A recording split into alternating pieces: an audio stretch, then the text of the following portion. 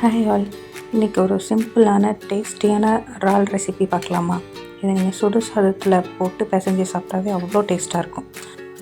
இதை செய்கிறதுக்கு நான் ஒரு கடாயில் ஒரு குழிக்கரண்டி எண்ணெய் ஊற்றிக்கிட்டு அதில் ஒரு டீஸ்பூன் சோம்புத்தூள், அரை டீஸ்பூன் சீரகத்தூள், 1 டீஸ்பூன் கரம் மசாலா போட்டு நல்லா தாளிப்பு கொடுத்துட்றேன். இதுக்கு இந்த தாளிப்பு தான் நாங்கள் கொடுப்போம்.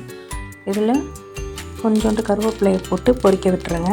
அது பொரித்த பிறகு அரைச்சி வச்ச வெங்காயம், நான் ஒரு பல்லாரி வெங்காயம் சின்ன சைஸாக இருக்காது, 2 எடுத்திருக்கேன். கிரேவியாக இருந்தால் உங்களுக்கு தட்டுப்படாது, அதனால் நான் அரைச்சதை போட்டு நல்லா வதக்கிடுங்க. அது நல்லா அந்த ரா ஸ்மெல் போகிற வரையும் வதக்கிடுங்க. அது வதங்கின பிறகு அதில் ஒரு டேபிள் ஸ்பூன் இஞ்சி பூண்டு பேஸ்ட் போட்டு நல்லா வதக்கி விட்டுருங்க. அது நல்லா அந்த வெங்காயத்தோடு சேர்ந்து நல்லா ஃப்ரை ஆகி அந்த இஞ்சி பூண்டு பேஸ்ட்டும் வெங்காயமும் நல்லா வதங்கிடும். இந்த வதங்கின ஸ்டேஜில் ஒரு 2 தக்காளியை, நான் மீடியம் சைஸ் தக்காளி 2 தக்காளி அரைச்சி வச்சுருந்தேன், அதையும் நான் சேர்த்துக்கிறேன். நான் ஏன் எல்லாமே அரைச்சி சேர்க்குறேன்னா நமக்கு கிரேவி நல்லா கிடைக்கும். தக்காளி பேஸ்ட்டும் இஞ்சி பூண்டும் ஒன்றா கலரணும், அந்தளவுக்கு நல்லா கலந்து விட்ட பிறகு இதில் ஒரு அரை டீஸ்பூன் மல்லித்தூள், அரை டீஸ்பூன் மிளகாத்தூள், 1/4 டீஸ்பூன் மஞ்சத்தூள் அதை போட்டு நல்லா மிக்ஸ் பண்ணி விடுங்க. அது நல்லா அதுவும் அதோடு பிளெண்ட் ஆகி நல்லா வேகணும். அந்த தக்காளி, வெங்காயம், இஞ்சி பூண்டு, இந்த மசாலா எல்லாமே நல்லா வெந்து அதுவாக எண்ணெய் பிரிஞ்சு வரும். இந்த ஸ்டேஜில் நான் கல்லுப்பு சேர்த்துக்கிறேன். கல்லுப்பு பார்த்து சேர்த்துக்கோங்க, ஏன்னா கிரேவி சுண்டும் போது உப்பு கரைச்சிடக்கூடாது. அதனால் ஃபஸ்ட்டு கொஞ்சமாக சேர்த்துக்கோங்க, தேவைப்பட்டால் பின்னாடி சேர்த்துக்கலாம். அது நல்லா வெந்து எண்ணெய் பிரிஞ்சு வந்துடும்.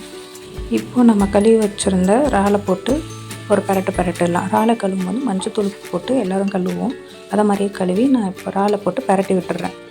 இறால் தண்ணி விடும், ஆனால் நான் சில்வர் சட்டியில் செய்கிறதுனால இது அடி பிடிச்சிரும். அதனால் இன்னும் கொஞ்சம் தண்ணி எக்ஸ்ட்ரா சேர்த்துப்பேன். ஆனால் அது சேர்க்குறதுக்கு முன்னாடி நான் ஃபஸ்ட்டு கொஞ்சம் இறால் சுருள்ற மாதிரி கொஞ்சம் நேரம் ஹீட்டில் அதை பரட்டி விடுவேன். ஒரு 2 to 3 நிமிஷம் நான் வெறும் சட்டியிலே அதை போட்டு கிண்டி விட்டுட்டு கொஞ்சம் நேரம் கழித்து அப்புறம் நான் தண்ணி ஊற்றுவேன். கொஞ்சமாக தண்ணி ஊற்றுவேன். தண்ணி ஊற்றிட்டு இந்த ஸ்டேஜில் நான் உப்பு கொஞ்சம் செக் பண்ணிப்பேன். உப்பு செக் பண்ணும்போது உப்பு கொஞ்சம் கம்மியாக தான் தெரியணும், ஏன்னா தண்ணியாக இருக்குது. இது சுண்டுனா கொஞ்சம் உப்பு உள்ளே இறங்கிடும். அதனால் நான் கொஞ்சம் இதில் உப்பு கம்மியாக இருக்கிற மாதிரி தான் நான் பார்ப்பேன்.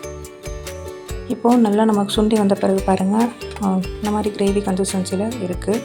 இப்போ இந்த டைமில் நீங்கள் ஒரு தடவை செக் பண்ணி பாருங்கள். இப்போயும் உப்பு பத்தலைன்னா லைட்டாக சேர்த்துக்கோங்க.